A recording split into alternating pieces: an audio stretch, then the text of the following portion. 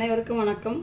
இன்றைக்கி நம்ம வீட்டு சமையலில் நெத்திலி கருவாடு தொக்கு செய்ய போகிறோம். அதுக்கு தேவையான பொருட்கள் 200 கிராம் நெத்திலி கருவாடு, 200 கிராம் சின்ன வெங்காயம், 2 பெரிய தக்காளி நறுக்குனது, கொஞ்சம் கருவேப்பில்லை, சோம்புத்தூள் கொஞ்சம். எண்ணெய் காஞ்சதும் கருவாடை போட்டு வதக்கி வச்சுக்கணும்.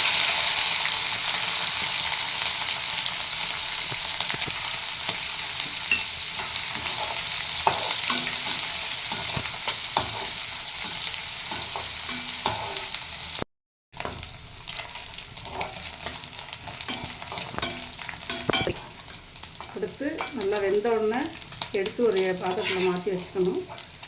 வச்சுக்கிட்டு மறுபடியும் அந்த எண்ணெயிலே சோம்புத்தூள் போடணும்.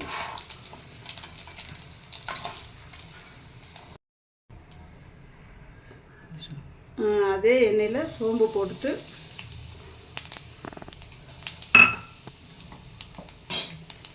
சின்ன வெங்காயம், கருவேப்பிலை நல்லா வதக்கணும். நல்லா டிரான்ஸ்பரண்டாக வதங்குற வரையும் வதங்கிட்டு அதுக்கப்புறம் தான் தக்காளி போடணும். வெங்காயம் வதங்கினதுக்கப்புறம் தான். நல்லா வெங்காயம் வதங்கிடுச்சு. அதுக்கப்புறம் தக்காளி போடணும். தக்காளி போட்டு நல்லா வதக்கணும்.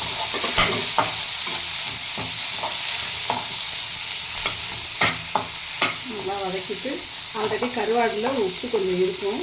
நம்ம கொஞ்சம் தேவைக்கு வேண்டி உப்பு கொஞ்சம் போடணும். வெங்காய தக்காளி சேர்க்கறதுனால நல்லா வதக்கணும். அதை எண்ணெய் பிரிஞ்சு வர வரையும் வதக்கினா தான் டேஸ்ட்டாக இருக்கும் அந்த கருவாடு. இப்போ தக்காளி வெங்காயம் எல்லாம் வதங்கிடுச்சு. இப்போ நம்ம வீட்டு சமையலில் அரைச்ச மிளகாய்த்தூள் அதில் ஒரு ஸ்பூன் சேர்க்குறோம். சேர்த்துட்டு நல்லா வதக்கணும். வதக்கிட்டு லேசாக தண்ணி ஊற்றணும். கொஞ்சமாக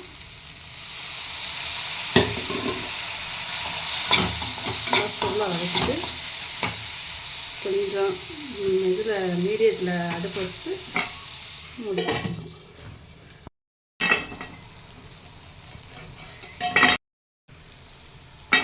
இப்போ பாருங்கள், நல்லா மேலே எண்ணெய் பிரிஞ்சு நல்லா வந்துடுச்சு. நல்லா வதங்கிடுச்சு. இந்த டைமில் நம்ம இந்த கருவாடை அதில் போடணும்.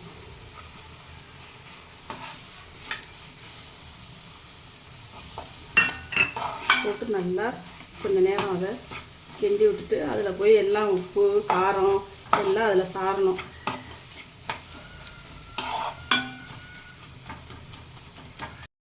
கொஞ்சம் நேரம் மூடி போட்டு மூடிடணும்.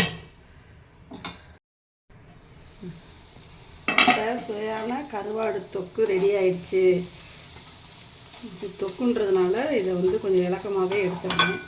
இன்னும் ட்ரையாக வேணும் அப்படின்னா இன்னும் ஒரு 10 மினிட்ஸ் வச்சு வேணுன்னா வச்சுக்கலாம். அந்த மாதிரி இப்போ கருவாட்டு தொக்கு ரெடி ஆகிடுச்சு.